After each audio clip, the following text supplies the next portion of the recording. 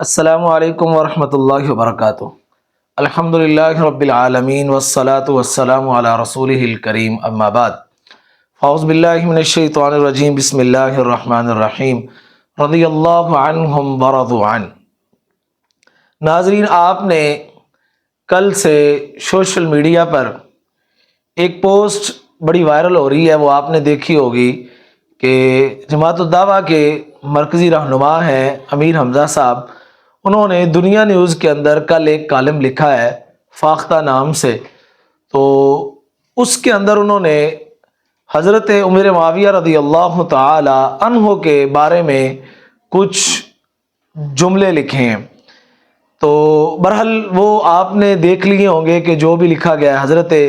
حسن رضی اللہ تعالی عنہ کے ساتھ معاہدہ ہوا، پھر وہ معاہدہ ختم کر دیا گیا، تو ان کے اوپر ان کو عمل درآمد کرنا چاہیے تھا، نہیں توڑنا چاہیے تھا۔ بہرحال پہلی بات تو یہ ہے کہ وہ آپ نے ان کے باقی بیانات بھی سنے ہوں گے، تو میں نے ایک ان کی جو فون پہ بات ہوئی ہے کسی آدمی کے ساتھ وہ سنی ہے، جو ان کی ریکارڈ کی گئی ہے کال۔ وہ کہتے ہیں جی میں نے ایک تاریخ کا تجزیہ پیش کیا ہے۔ اس کا مطلب یہ ہوا کہ جو آپ نے وہاں پہ لکھا ہے وہ آپ کا تجزیہ ہے، وہ منوان یا وہ احادیث سے یا تاریخ سے آپ نے کچھ نہیں لکھا۔ آپ نے جو معاہدہ لکھا ہے کہ توڑ دیا گیا تھا، تو آپ کو اس معاہدے کے اندر جو بھی لکھا گیا تھا وہ لکھنا چاہیے تھا، یا کم از کم آپ ایک معتبر عالم دین ہیں، آپ کو اس جو معاہدہ تھا اس کے کچھ نہ کچھ وہاں پہ شواہد آپ کو پیش کرنے چاہیے تھے کہ یہ جی معاہدہ تھا جس کو حضرت عمر معاویہ رضی اللہ تعالی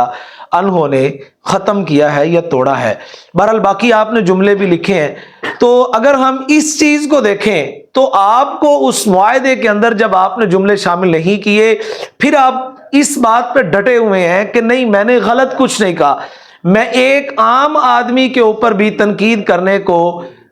جائز نہیں سمجھتا۔ او بھائی جان، یہ عام آدمی کی بات نہیں ہو رہی،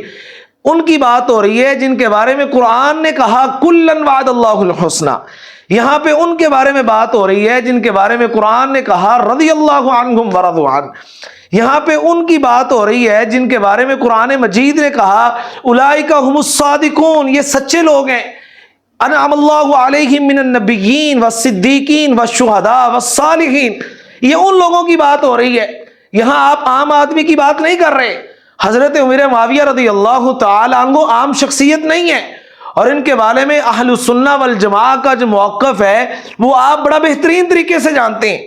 تو اس لیے یہ پہلے بھی اس دفعہ اکثر آپ کی جو فاختہ ہے وہ کہیں سے گھوم پھر کے آتی ہے، تو پھر آپ کی فاختہ جو ہے وہ غوطہ کھا جاتی ہے۔ تو بھائی جان آپ کو تھوڑا سا اس بارے میں سوچنا چاہیے۔ اگر کوئی بندہ جذباتی ہو کر بیان دے رہا ہے تو اس کے اندر یہ نہ سمجھے کہ وہ آپ کے خلاف کوئی بیان دے رہا ہے، یہ صحابہ کرام کے ساتھ ان کی محبت ہے جس کی وجہ سے وہ جذبات میں آ رہے ہیں۔ آپ نے غلط بات کی ہے، ہماری جانیں صحابہ کرام کے لیے قربان ہیں، ہماری کیا ایک مقام ہے ہمارا صحابہ کرام کی عزت کے سامنے۔ ہم تو ایک آپ عام آدمی کی بات کر رہے ہیں، میری اور آپ کی کیا حیثیت ہے اس دنیا میں؟ ہم تو بڑے بڑے تابعین گزرے ہیں، تبع تابعین گزرے ہیں، وہ کروڑوں مل کر بھی ایک صحابی کے پاؤں کی خاک کے برابر بھی نہیں ہے۔ تو آپ حضرت عمر معاویہ رضی اللہ تعالیٰ عنہ کے بارے میں بات کر رہے ہیں، اور یہ بات ذہن میں رکھیں، جس طرح اگر آپ اہل تشیع کے ساتھ آپ کی اگر ملاقاتیں ہو رہی ہیں، اگر آپ نے ان کو کسی کو خوش کرنے کے لیے یہ کچھ لکھا ہے تو آپ کو اس کے بارے میں سوچنا چاہیے۔ آپ ایک بڑی جماعت کے نمائندے ہیں، آپ ایک بڑی جماعت کے مرکزی رہنما ہیں، تو آپ کو اس بارے میں ایسا لکھنے سے پہلے کئی بار سوچنا چاہیے تھا کہ میں کیا لکھ رہا ہوں۔ پھر آپ کہہ رہے ہیں کہ میں نے ایک تاریخ کا تجزیہ پیش کیا ہے، میں نے کچھ غلط نہیں لکھا، پھر آپ اس بات پہ ڈٹ بھی رہے ہیں۔ چلے بندہ کہے جی مجھ سے غلطی ہو گئی، یا میں ایک عظیم ہستی کے بارے میں کچھ کہہ بیٹھا ہوں تو مجھے اس کے بارے میں نہیں کہنا چاہیے تھا، بجائے آپ کے اس کے اوپر آپ اپنے الفاظ واپس لیں، آپ اس پہ ڈٹ رہے ہیں کہ میں نے کوئی غلط نہیں کیا۔ یہ صحابہ کرام کی عزت پہلے بھی دنیا میں ہوتی رہی ہے، اب بھی ہوگی۔ کسی ایک بندے کے بارے میں کچھ بھی نازیبا جملے کہنے سے ان کی عزت کم نہیں ہوگی، جس طرح الحمدللہ ہماری جماعت کے قائدین نے اسمبلی کے اندر بل پیش کیا اور صحابہ کرام کے جو گستاخ ہیں یا ان کے بارے میں نازیبا کلمے کہنے والوں کے خلاف بل پیش کیا اور ان کے لیے ایک ثابت کیا کہ ہم انشاءاللہ صحابہ کرام کی عزت کرنا جانتے بھی ہیں، اور آئندہ آنے والے وقت میں یہ بات ذہن میں رکھیں کہ انشاءاللہ ہم صحابہ کرام کی عزت کے خلاف، ان کی نموز کے خلاف اگر کوئی انگلی اٹھے گی تو اس انگلی کو توڑ کر نیچے کرنا بھی جانتے ہیں۔ یعنی انشاءاللہ اہل السنہ والجماعہ کے جو لوگ ہیں وہ اس بات کے اوپر یقین بھی رکھتے ہیں، اور الحمدللہ اللہ نے ان کے اندر ایمان کی اتنی قوت بھی پیدا کی ہے۔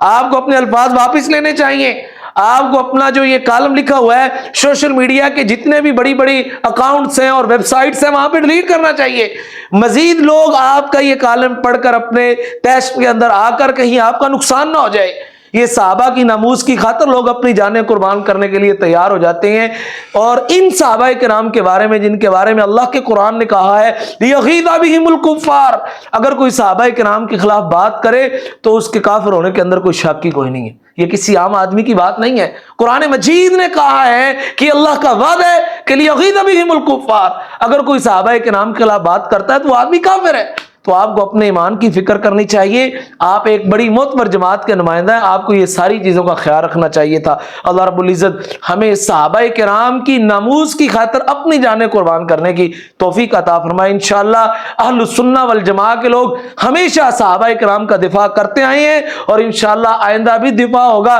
کسی کی کوئی جرت نہیں ہوگی کہ وہ ایک بھی صحابہ کرام کے خلاف، کسی ایک صحابی کے خلاف کوئی ایک رائی کے دانے کے برابر بھی اپنی زبان سے کہے اور اس کو چھوڑ دیا جائے، انشاءاللہ یہ نہیں ہوگا۔ السلام علیکم ورحمۃ اللہ۔